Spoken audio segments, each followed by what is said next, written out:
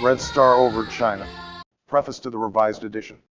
Travels and events described in this book took place in 1936 and 1937, and the manuscript was completed in July 1937, to the sound of gunfire by Japanese troops outside the walls of Peking, where I lived. Those guns of July in China opened 8 years of Sino-Japanese battle which merged with the Second World War. The same guns also heralded the ultimate communist victory in China, which profoundly altered the balance of power, both inside and outside what was formerly called the communist camp. In time and space, this report concerned an isolated fighting force in an area far removed from the West on the eve of its greatest catastrophe.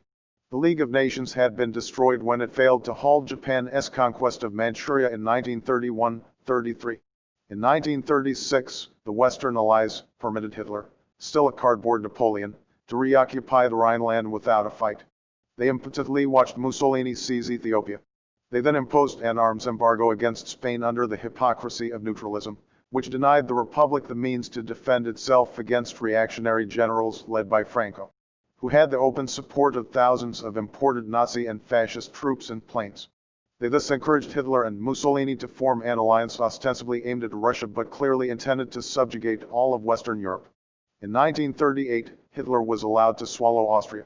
He was then rewarded, by Chamberlain and Daladier, with Czechoslovakia as the price of peace in our time. In compensation, they soon received the Hitler-Stalin Pact. Such was the international environment of China when this journey was undertaken. Domestic conditions inside that disintegrating society are defined in the text. In 1936, I had already lived in China for 7 years, and I had, as a foreign correspondent, traveled widely and acquired some knowledge of the language. This was my longest piece of reportage on China. If it has enjoyed a more useful life than most journalism, it is because it was not only a scoop of perishable news but likewise of many facts of durable history. It won sympathetic attention also perhaps because it was a time when the Western powers, in self-interest, were hoping for a miracle in China. They dreamed of a new birth of nationalism that would keep Japan so bogged down that she would never be able to turn upon the Western colonies her true objectives. Red Star over China tended to show that the Chinese communists could indeed provide that nationalist leadership needed for effective anti-Japanese resistance. How dramatically the United States policy-making attitudes have altered since then is suggested by recalling that condensations of this report originally appeared in the Saturday Evening Post and Life magazine. Other circumstances contributed to prolong the utility of this book. I had found Mao Zedong and other leaders at an especially favorable moment, in a lull between long years of battle. They gave me a vast amount of their time, and with unprecedented frankness provided more personal and impersonal information than any one foreign scribe could fully absorb. After my second visit to see Mao Zedong, all the red bases in northwest China were blockaded by nationalist troops in their rear, and cut off by Japanese occupation around the guerrilla areas. For another 5 years, while no foreign newsmen were able to reach Hina, the Red Capital, these reports remained a unique source. Much of this work is history seen from a partisan point of view, of course, but it is history as lived by the men and women who made it. It provided not only for non-Chinese readers, but also for the entire Chinese people, including all but the communist leaders themselves, the first authentic account of the Chinese Communist Party and the first connected story of their long struggle to carry through the most thoroughgoing social revolution in China's 3 millenniums of history.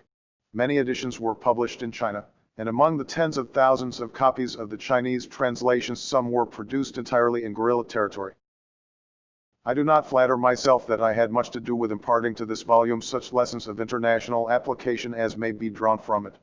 For many pages I simply wrote down what I was told by the extraordinary young men and women with whom it was my privilege to live at age 30, and from whom I learned, or had the chance to learn, a great deal.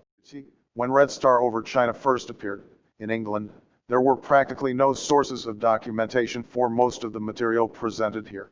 Today, many foreign China specialists, helped or led by Chinese scholars of different political colorations, have produced dozens of works of varying importance and quality.